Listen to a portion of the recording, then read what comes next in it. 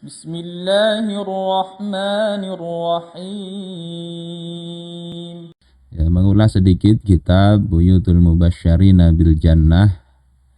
Ini masuk ke keluarga Sayyidina Sa'ad bin Abi Waqqas. Orang yang pertama kali melepaskan busur, melepaskan anak panah dalam Islam.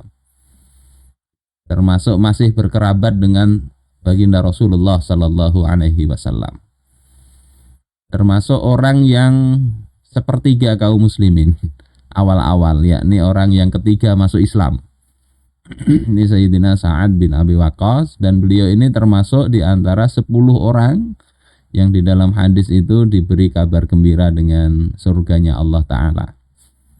Beliau ini adalah Sa'ad bin Abi Waqqas. Abi Waqqas ini namanya Malik, yakni Malik bin Uhaib. Dalam riwayat yang lain bukan Uhaib tapi Wuhaib bin Abdi Manaf, ya, bin Zuhrah bin Kilab bin Murrah. Bertemu dengan nasabnya Rasulullah itu pada Kilab bin Murrah, jadi masih kerabatnya Rasul. Ayah beliau itu Malik, ya, namanya Malik, yang dikenal dengan julukan Abu Waqqas. Sementara ibunya itu adalah Hamnah binti Sufyan bin Umayyah bin Abdi Syams, ya. Nah, beliau ini lahir 21 tahun setelah peristiwa Gajah. Artinya terpaut jauh dengan Rasulullah Sallallahu Alaihi Wasallam. Selisih 21 tahun. Pada saat masuk Islam itu dalam satu riwayat, ya, beliau itu usianya baru 19 tahun. 19 tahun, ya, mulai berjuang itu masuk Islam. Kemudian keislaman beliau ini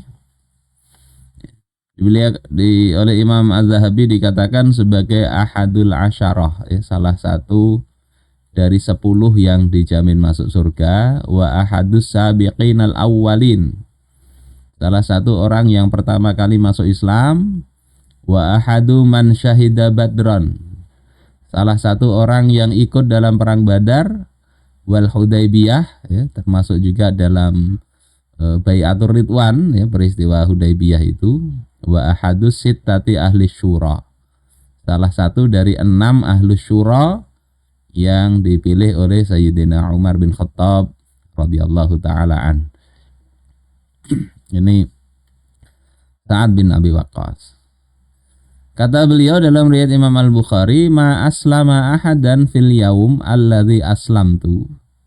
Tidak ada seorang pun yang masuk Islam di hari aku masuk Islam itu, walaqad makastu sab'a layalin. Sementara aku itu, ya, berdiam diri selama 7 hari, yakni 7 hari setelah dapat berita tentang wahyu, beliau masuk Islam. Wa inni la thuluthul Islam, dan sesungguhnya aku ini adalah sepertiga Islam, maksudnya baru bertiga waktu itu. Baru bertiga, beliau yang ketiga. Dan diriwayatkan dari Ali radhiyallahu ta'alaan, yang beliau mengatakan, aku tidak pernah melihat Nabi menyatakan jaminan bagi seseorang setelah Sa'ad dengan menjaminkan bapak dan ibunya. Jadi Rasulullah mengatakan, irmi fidaka abi wa ummi, lepaskan anak panah engkau wahai Sa'ad, dalam jihad, ya, ayah dan ibuku menjadi jaminan engkau. Jadi ini kata Sayyidina Ali bin Abi Thalib, tidak pernah Nabi itu menjaminkan bapak dan ibunya untuk seseorang, ya, setelah Sa'ad ini tidak ada. Ini keistimewaan dari Sayyidina Sa'ad bin Abi Waqqas. Bagaimana sifat fisiknya beliau ini diriwayatkan dari putri beliau namanya Aisyah. Kata putrinya, ayahku adalah orang yang berpostur gemuk, pendek. Pendeknya mungkin ya tidak pendek-pendek amat, ya. Yang jelas tidak terlalu tinggi seperti sahabat yang lain. Kemudian keras, bersemangat, jari-jarinya kasar. pendekar ya, pendek mungkin kekar kuat gitu ya, berambut lebat, suka bercelak, kemudian dikenal mustajab doanya makbul Sayyidina Sa'ad ini. Walaupun yang lain sahabat juga makbul, cuma ini keistimewaan yang Rasulullah doakan Sayyidina Sa'ad, ya Allahumma stajib li Sa'din idza da'ak. Ya Allah, perkenankanlah Sa'ad ketika dia berdoa kepada Engkau. Jadi para sahabat yang lain ini tahu bagaimana keutamaan Sayyidina Sa'ad bin Abi Waqqas. Dalam hadis yang lain itu kan kenapa bisa mustajab, karena Sayyidina Sa'ad itu disuruh oleh Rasulullah menjaga makanan. Artinya jangan memakan yang haram. Maksud memakan bukan hanya memakan saja, yang memakai hartanya begitu terjaga. Sehingga di dalam Ihya itu diceritakan oleh Imam Al-Ghazali, ketika beliau tua datang ke Makkah, orang-orang Makkah itu minta didoakan oleh Sayyidina Sa'ad ini. Sayyidina Sa'ad saat usia tua mendoakan mereka, hajat-hajat mereka didoakan agar terkabul. Saat tua itu beliau matanya tidak begitu melihat lagi. Kemudian ada salah seorang pemuda di Makkah yang bertanya, wahai paman, engkau ini kan mustajab doanya, kenapa engkau tidak meminta agar Allah mengembalikan penglihatan engkau? Maka Sayyidina Sa'ad mengatakan, ya bunayya, wahai anakku, sesungguhnya keridhaan kepada qada Allah itu lebih aku sukai, lebih baik bagiku daripada kembalinya penglihatanku. Itu Sayyidina Sa'ad. Walaupun mustajab doanya, beliau tidak minta yang macam-macam. Ini sifat beliau begitu. Terus perannya di dalam Islam bagaimana? Beliau ini sebagaimana yang dikatakan oleh Ustaz Falah tadi, termasuk ahli memanah. Jadi kalau ada olahraga panahan, ini ada teman yang ini katanya sanadnya sampai Sa'ad bin Abi Waqqas. Nggak tahu apakah betul atau enggak ya.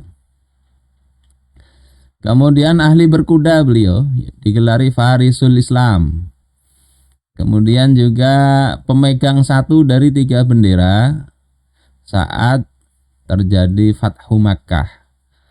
Jadi beliau pemimpin salah satu pasukan. Kemudian penakluk Madain. Kemudian juga komandan perang ya, Qadisiyah melawan Persia itu. Kemudian pembangun kota Kufah, sekaligus beliau gubernurnya pada masa itu. Ini Sayyidina Sa'ad. Pernah ditanyakan ya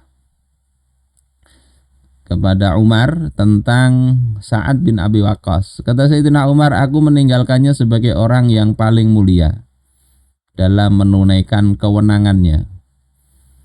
Jadi dikasih amanah jabatan, beliau ini paling bisa menunaikan amanah itu. Paling minim sikap kerasnya.